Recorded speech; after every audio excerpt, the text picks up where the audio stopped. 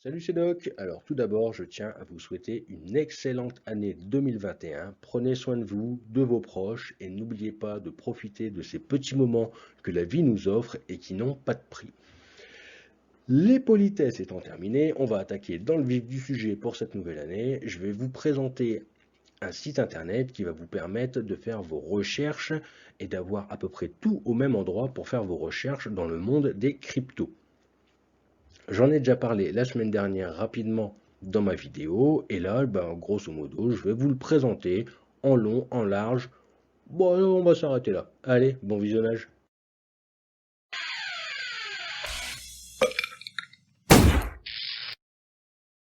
Pour le sommaire, ça va être très rapide. Aujourd'hui, je parle que de CoinGecko, et vous allez qu'à suivre la vidéo. En arrivant sur la page d'accueil, on va retrouver plusieurs informations assez intéressantes, comme le nombre de crypto-monnaies référencées sur CoinGecko ainsi que le nombre de plateformes d'échange. Ces deux indicateurs vont permettre de déterminer la capitalisation totale du marché, c'est-à-dire le chiffre astronomique qu'on voit que je vais arrondir à 900 milliards de dollars. Ces 900 milliards de dollars, c'est la capitalisation boursière que représentent ces 6094 crypto-monnaies.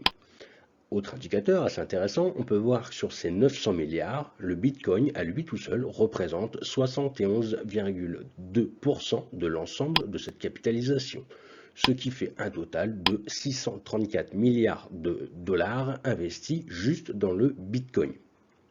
On voit donc l'importance du Bitcoin par rapport au reste des crypto-monnaies.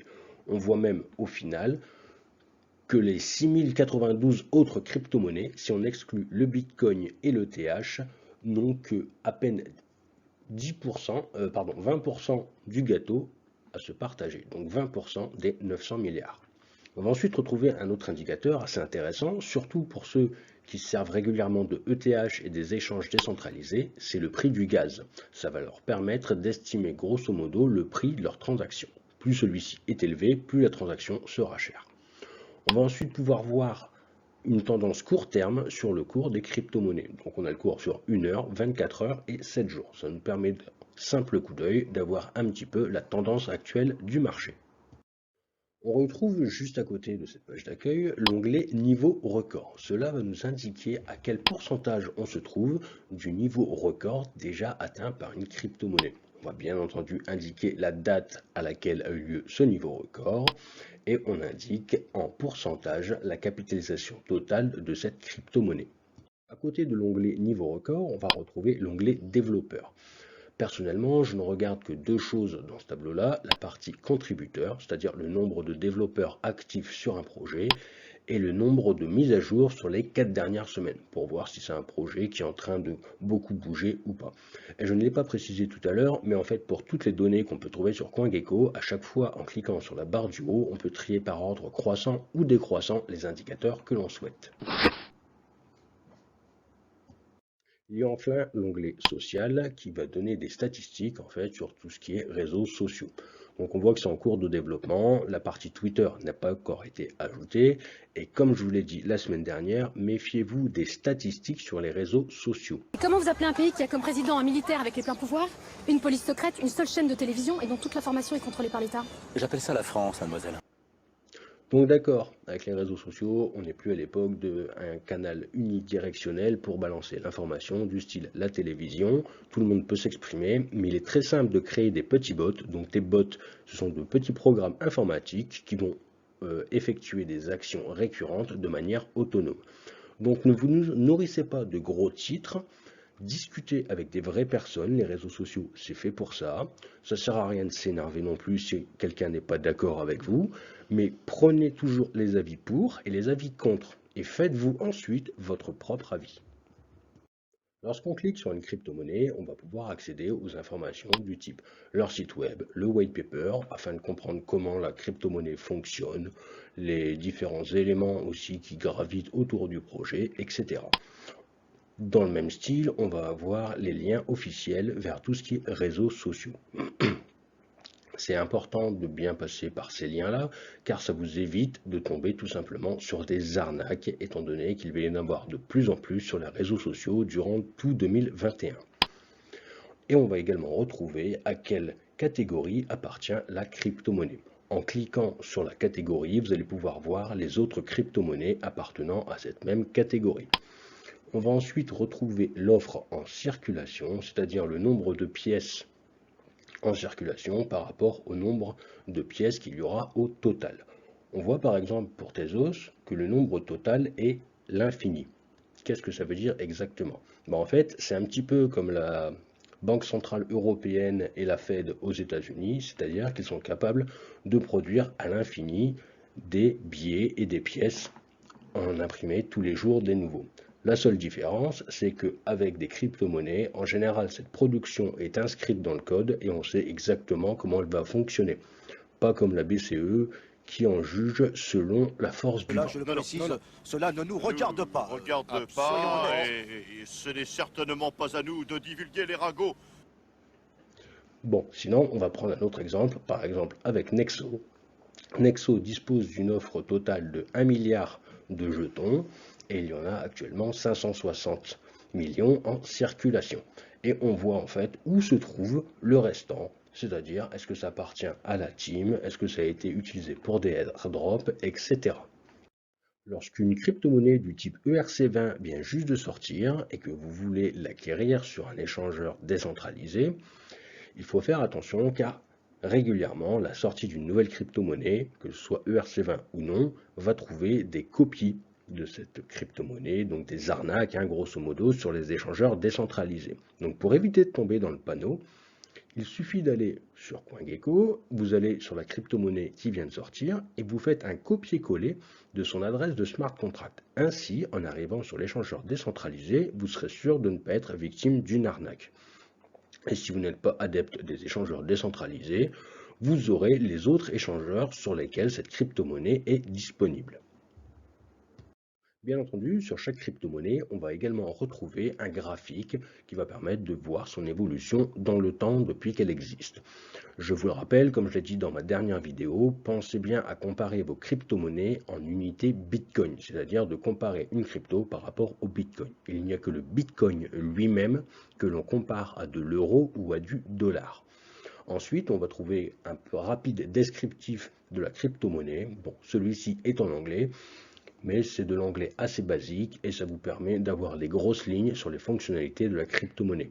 Après, pour en savoir plus, il faut aller sur le site web pour pouvoir creuser un peu plus dans les détails. On va également retrouver un indicateur technique pour savoir si on est plus dans une tendance acheteuse ou dans une tendance vendeuse selon le time frame que l'on aura choisi. Donc le time frame, en fait, c'est la durée, que ce soit sur une heure, un jour, une semaine, un mois, etc. CoinGecko va plus loin que la simple analyse de crypto-monnaies. Il permet également d'avoir des statistiques sur les exchanges. Donc par défaut, les exchanges sont classés par le volume qu'ils ont effectué sur 24 heures. Donc le volume, c'est la quantité monétaire qui a circulé sur cet exchange durant les dernières 24 heures, que ce soit de l'achat ou de la vente. Personnellement, ce n'est pas cet indicateur-là qui m'intéresse. L'indicateur qui m'intéresse, c'est tout simplement le Trust Score. Il va permettre de déterminer la confiance que l'on peut mettre dans l'exchange sur lequel on va aller acheter ou vendre nos crypto-monnaies. Juste à côté, dans l'onglet cybersécurité, ça va tout simplement être un reflet du Trust Score, mais qui va nous permettre d'affiner les résultats avec une notation de 0 à 10 sur la confiance que l'on peut apporter à un exchange vis-à-vis de sa sécurité. CoinGecko propose également un comparateur d'épargne en crypto-monnaie. Alors l'épargne en crypto-monnaie, ça fonctionne de la même manière que l'épargne traditionnelle, comme votre livret A, etc. Sauf que c'est généralement plus performant que le livret A. Donc exemple, si vous voulez faire de l'épargne sur du Bitcoin, vous déposez 100 Bitcoin sur un compte qui rémunère à 4% par an, au bout d'1 an, vous aurez 104 bitcoins. Et ça, peu importe le prix du bitcoin, que celui-ci soit à 100 € ou à 100 000 €, vous aurez épargné en bitcoin. L'épargne est totalement décorrélée du prix de la crypto que vous allez épargner.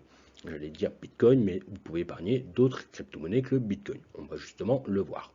Donc pour vous rendre dans le comparateur, vous cliquez sur Outils, ensuite Gagner de l'argent, et par défaut, on vous propose les plateformes qui proposent de l'épargne sur du Bitcoin. Pour voir les autres crypto-monnaies disponibles, il vous suffit de cliquer sur la petite flèche juste à côté du Bitcoin en vert, Et là, vous allez avoir l'ensemble de la liste des cryptos disponibles à l'épargne. Et ce que vous voyez à l'écran n'est là qu'un échantillon de l'ensemble des cryptos qui sont disponibles. Avant de vous précipiter sur la plateforme qui propose le plus gros pourcentage, pensez à bien regarder la partie sécurité. Donc quand il y a 0, ça veut dire qu'il n'y a aucune information sur la sécurité de la plateforme concernant l'épargne. Là, ce sont bien des informations juste concernant l'épargne. Est-ce qu'il y a par exemple des assurances, etc. derrière. Donc il vous suffit simplement de cliquer sur le petit onglet sécurité, là où il y a un 1, et quand il y a un 1, en fait, ça vous renvoie vers un lien qui va vous donner les informations liées à la sécurité de l'épargne sur laquelle vous allez déposer vos crypto-monnaies. Donc quand c'est à 0, je vous déconseille fortement d'y mettre. Et il faut également y associer le test de sécurité qu'on a vu précédemment sur les exchanges. Donc vérifiez bien toujours là où vous déposez vos cryptos. Ne soyez pas trop avare, ça peut coûter cher. Il y a également d'autres informations très utiles, comme par exemple les actualités qu'on peut retrouver sur CoinGecko.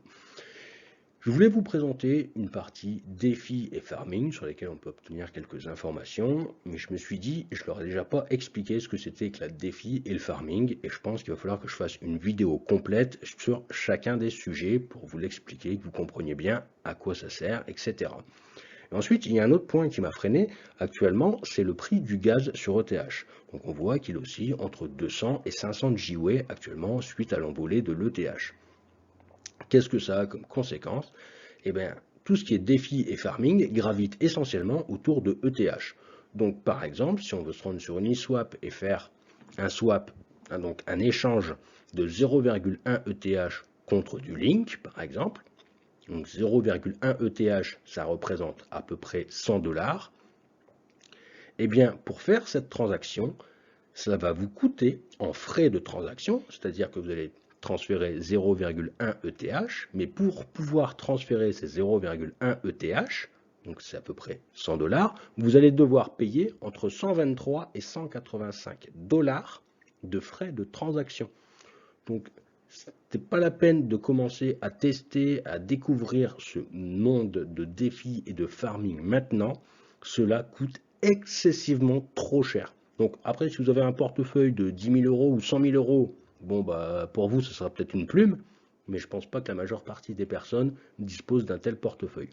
Donc on va s'abstenir de vous présenter ça pour le moment, et on verra ça dans une prochaine vidéo, et surtout quand le prix de l'ETH aura bien baissé. Ça y est, nous voilà arrivés au moment de s'il vous plaît, monsieur, un petit pouce bleu, pouvez-vous vous abonner? Mais vous savez, l'essentiel pour moi, c'est de partager l'information. Et oui, car le partage du savoir, c'est ce qu'il y a de plus important. Bon, ok, un petit don en crypto, ça me ferait bien plaisir aussi.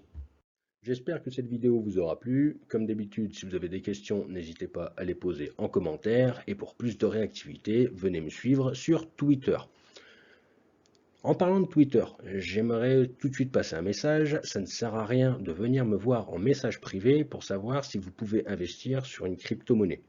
Non, moi je ne vais pas vous donner des conseils spéculatifs. Par contre, si vous avez des questions d'ordre technique ou si vous cherchez à obtenir des informations et que vous avez du mal à les avoir, alors dans ce cas-là, n'hésitez pas à venir me voir et je me ferai un plaisir de vous répondre. Je tiens également à vous remercier pour tous les pouces bleus, les petits cœurs, les partages, etc. que vous me faites, ainsi que tous les messages d'encouragement qui me vont vraiment droit au cœur. Et pour vous remercier, je vous propose de vous faire gagner cette jolie paire de lunettes. La condition pour la remporter, il n'y en a qu'une seule à remporter. Désolé, je commence ma chaîne, j'ai pas encore beaucoup de moyens. La condition donc pour remporter ces lunettes est très simple. Il suffit de retweeter ma vidéo en indiquant le nombre de nouvelles crypto-monnaies listées sur CoinGecko entre le début et la fin de ma vidéo. Bien entendu, les informations pour répondre à cette question se trouvent dans ma vidéo, donc n'hésitez pas à la regarder de nouveau si besoin. Sur ce, je vous souhaite une excellente fin de semaine et je vous dis à la semaine prochaine. Allez, ciao!